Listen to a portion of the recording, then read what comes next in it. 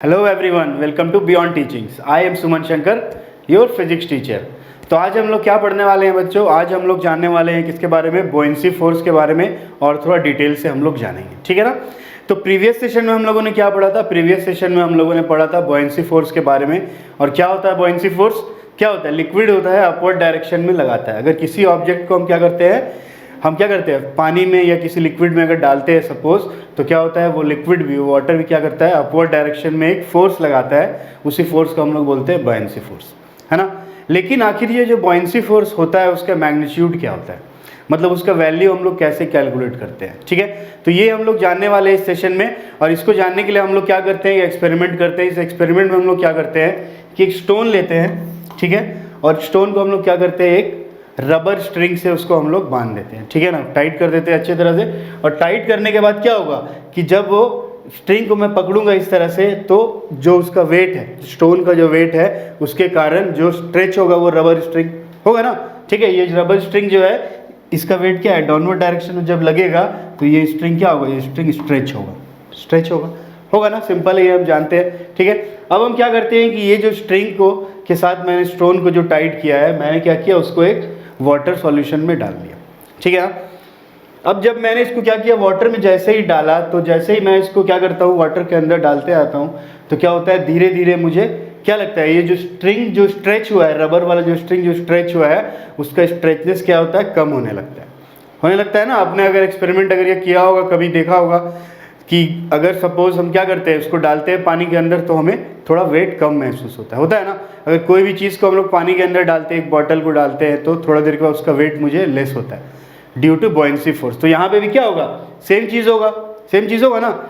ये जो स्टोन है उसका वेट के कारण ये स्टोन क्या होगा, ये स्टोन डाउनवर्ड डायरेक्शन में जाना चाहेगा। लेकिन जैसे ही इसको हम लोग वाटर के अंदर डालते हैं, तो वाटर में जो बुओयेंसी फोर्स है ये अपवर्ड डायरेक्शन में लगेगा, जिसके कारण क्या होगा, जो स्ट्रिंग है जितना स्ट्रेच हुआ है वो क्या हो जाएगा, थोड़ा कम स्ट्रेच हो जाएगा, ठीक है ना। ये किसके कारण हो रहा है, ये बुओयेंसी फोर्स के कारण हो रहा है। लेकिन ये जो स्ट्रेच होगा, ठीक है, ये जो हमें क्या होगा, वेट जो इसका लाइट हो जाएगा, स्टोन का जो वेट जो हल्का हो जाएगा, ठीक है, वो किसके कारण होगा, बुओयेंसी फोर्स के कारण होगा। लेकिन ये जो बुओयेंसी फोर्स यहाँ पे जो काम करेगा, उसका वैल्यू हम लोग कैसे फाइंड करेंगे, ठीक है, उसका मैग्नीट्यूड हम लोग कैसे फाइंड करेंगे, ये बुओयेंसी फोर्स का वैल्यू क्या होगा, ठीक है। तो उसका वैल्यू फाइंड करने के लिए एक प्रिंसिपल है जिसका नाम है आर्किमिडीज प्रिंसिपल। समझ में आ रही बात? तो अकॉर्डिंग टू आर्किमिडीज प्रिंसिपल क्या बोला जाता है कि when a body is immersed fully और पार्शियली इन ए फ्लूइड, ठीक है, अगर किसी बॉडी को, किसी ऑब्जेक्ट को हम लोग क्या करते हैं, फुल्ली या आधा, पार्शियली, ठीक है, अगर हम लोग किसी फ्लूइड में उसको क्या करते हैं, डुबाते हैं, इमर्स करते हैं, तो वो क्या करेगा, एक अपवर्ड फोर्स एक्सपीरियंस करेगा ना। कौन सा फोर्स? बुओयेंसी फोर्स, ठीक है। और ये जो बुओयेंसी फोर्स ये एक्सपीरियंस करेगा, उस बुओयेंसी फोर्स का वैल्यू हम लोग कैसे कैलकुलेट करेंगे, तो which is equal to the weight of the fluid displaced by it. समझ में आ रही बात? मतलब कि वो जो ऑब्जेक्ट को जब मैं वाटर के अंदर, किसी लिक्विड के अंदर डालूंगा, तो वो क्या होगा, वाटर को क्या करेगा, डिस्प्लेस करेगा ना, ठीक है। जैसे स्टोन को मैं इस वाटर के अंदर डालूंगा, तो स्टोन क्या करेगा, वाटर को डिस्प्लेस करेगा। तो जितना वाटर को ये डिस्प्लेस करेगा, ठीक है, जितना वाटर को ये डिस्प्लेस करेगा, उतना ही क्या होगा, बुओयेंसी फोर्स का मैग्नीट्यूड होगा। समझ में आ रही बात? ठीक है। तो एक बार फिर से इसको देखते हैं कि when a body is immersed fully और partially in a fluid, it experiences an upward force that is equal to the weight of the fluid displaced by it। मतलब जितना फ्लूइड को, जितना लिक्विड को, जितना वाटर को वो डिस्प्लेस करेगा वो ऑब्जेक्ट, उतना ही उसका बुओयेंसी फोर्स का वैल्यू होगा। समझ में आ रही है बात? ठीक है। तो यहाँ से हम लोग इस प्रिंसिपल को हम लोग क्या बोलते हैं, आर्किमिडीज प्रिंसिपल बोलते हैं, ठीक है। और आर्किमिडीज प्रिंसिपल किससे रिलेटेड है, बुओयेंसी फोर्स से रिलेटेड है। और बुओयेंसी फोर्स का मैग्नीट्यूड हम लोग इस प्रिंसिपल से फाइंड करते हैं। तो इसी प्रिंसिपल को यूज़ करके हम लोग क्या करते हैं, बहुत सारा एप्लीकेशन बनाते हैं, बहुत सारे एप्लीकेशन में इसको यूज़ करते हैं, ठीक है। जैसे कि मैंने आपको बताया कि बहुत बड़ा जो शिप्स होता है वो आयरन का बना हुआ होता है, सबमरीन्स होते हैं, वो कैसे फ्लोट करता है वाटर में, इसी प्रिंसिपल के कारण वो क्या करता है, फ्लोट कर पाता है, आर्किमिडीज प्रिंसिपल के कारण। समझ में आ रही बात? सिमिलरली उसके अलावा और भी इसका एग्जाम्पल है, जैसे लैक्टोमीटर, ठीक है। लैक्टोमीटर क्या होता है, लैक्टोमीटर हमें मिल्क का प्यूरिटी बताता है, ठीक है। तो यहाँ पे भी जो लैक्टोमीटर का हम लोग यूज़ करते हैं, वो भी क्या करते हैं, आर्किमिडीज प्रिंसिपल का यूज़ करके हम लोग उस लैक्टोमीटर को बनाते हैं।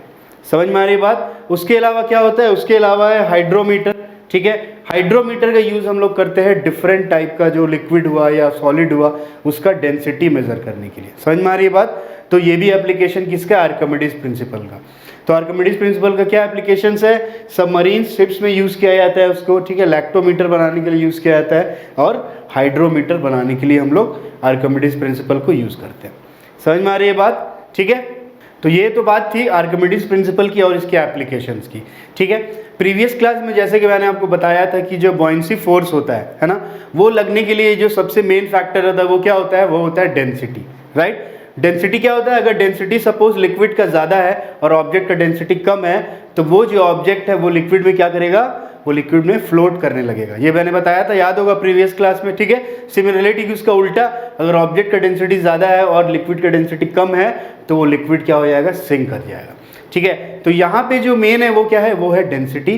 तो आइए इसके बारे में हम लोग जानते हैं। डेंसिटी के बारे में आप लोगों ने प्रीवियस क्लासेस में कहीं ना कहीं थोड़ा पढ़ा होगा, मास और वॉल्यूम का रेशियो होता है डेंसिटी। ठीक है, तो जो नेक्स्ट टॉपिक है इसमें हम लोग बात करेंगे डेंसिटी के बारे में, और density as compare to water. Water के साथ जब किसी का डेंसिटी हम लोग कंपेयर करते हैं तो उसको हम लोग बोलते हैं रिलेटिव डेंसिटी। तो आइए जानते हैं डेंसिटी और रिलेटिव डेंसिटी के बारे में। तो आइए बात करते हैं डेंसिटी के बारे में। तो जैसा कि प्रीवियस क्लासेस में आप लोगों ने पढ़ा है डेंसिटी के बारे में, राइट, पढ़ा ही है ना। डेंसिटी क्या होता है, density is the ratio of mass and volume of a substance. ठीक है, डेंसिटी क्या होता है कि डेंसिटी जो होता है वो किसी भी सब्सटेंस का मास और वॉल्यूम का रेशियो होता है। ठीक है, याद रखना है, डेंसिटी क्या होता है, मास और वॉल्यूम का रेशियो होता है। ठीक है, और अगर मैं एसआई यूनिट ऑफ डेंसिटी की बात करूं तो फिर से मैं फॉर्मूला से एसआई यूनिट डिफाइन कर सकता हूं। सपोज मास का क्या होता है, केजी, वॉल्यूम का क्या होता है, मीटर क्यूब, यानी कि डेंसिटी का ऐसा यूनिट क्या हुआ, किलोग्राम पर मीटर क्यूब। ठीक है, ये आप लोग ने प्रीवियस क्लासेस सेशंस में पढ़ा होगा, जानते होंगे डेंसिटी के बारे में। तो जो नया चीज़ हम लोग डेंसिटी के बारे में पढ़ने वाले हैं वो है क्या है, रिलेटिव डेंसिटी। तो रिलेटिव डेंसिटी क्या होता है, तो ये जानते हैं रिलेटिव डेंसिटी के बारे में। सबसे पहले रिलेटिव डेंसिटी जो होता है वो क्या होता है, किसी भी चीज़ का डेंसिटी, किसी भी ऑब्जेक्ट का डेंसिटी जब हम लोग वाटर से कंपेयर करते हैं। ठीक है ना, सपोज हमारे पास क्या है, वाटर है, मैंने क्या किया, वाटर में किसी ऑब्जेक्ट को डाला, तो वहाँ पे क्या है, एक ऑब्जेक्ट है एंड वाटर है, दोनों है। ठीक है, तो वहाँ पे उस केस में मैं क्या करूँगा, रिलेटिव डेंसिटी फाइंड करूँगा। कैसे फाइंड करूँगा, तो रिलेटिव डेंसिटी का जो फॉर्मूला होता है वो होता है density of a substance divided by density of water. ठीक है, density of a substance divided by density of water. समझ में आ रही है बात? मतलब कि अगर किसी सब्सटेंस को मैं क्या करता हूँ, वाटर में इंसर्ट करता हूँ, इमर्स करता हूँ, ठीक है, तो इसका भी कुछ डेंसिटी होगा। सपोज ρ1 इसका डेंसिटी है मान लेते हैं, और वाटर का भी कोई डेंसिटी होगा ρ2। तो जब मुझे इस पूरे सॉल्यूशन का, इस मिक्सचर का रिलेटिव डेंसिटी फाइंड करना होगा तो मैं क्या करूँगा, दोनों का रेशियो फाइंड कर लूँगा। समझ में आ रही है बात? ठीक है, और रिलेटिव डेंसिटी जो होता है उसमें क्या है, ऊपर भी डेंसिटी है, नीचे भी डेंसिटी है, राइट। तो इसीलिए क्या होता है, यहाँ पे ऊपर भी डेंसिटी का यूनिट होगा किलोग्राम पर मीटर क्यूब, और नीचे भी क्या होगा, सेम यूनिट होगा, इसीलिए दोनों यूनिट कट जाता है, इसीलिए relative density has no unit. ये आपको याद रखना है। ठीक है, जो रिलेटिव डेंसिटी होता है उसका कोई यूनिट नहीं होता है। और डेंसिटीज एक ऐसा प्रॉपर्टी है किसी भी सब्सटेंस का जो हमेशा क्या होता है, फिक्स होता है। जैसे कि गोल्ड, तो गोल्ड का डेंसिटी क्या है, फिक्स है। वाटर का डेंसिटी क्या है, फिक्स है। आयरन का डेंसिटी क्या है, फिक्स है। दुनिया में जितने भी सब्सटेंस है सबका डेंसिटी क्या होता है, एक फिक्स क्वांटिटी होता है। और डेंसिटी के कारण ही हम बता सकते हैं कि वो जो सब्सटेंस है वो कितना प्योर है, मतलब किसी भी सब्सटेंस का प्योरिटी बताता है उसका डेंसिटी। समझ में आ रही है बात? तो आज के सेशन में हमने क्या जाना, आज के सेशन में हमने जाना आर्किमिडीज प्रिंसिपल के बारे में। ठीक है, और हमने क्या जाना, हमने जाना डेंसिटी और रिलेटिव डेंसिटी के बारे में। तो होप ये सेशन आपको पसंद आया होगा, समझ भी आया होगा। फिर भी अगर कोई डाउट या क्वेरीज हो तो कमेंट्स बॉक्स में ज़रूर लिखें।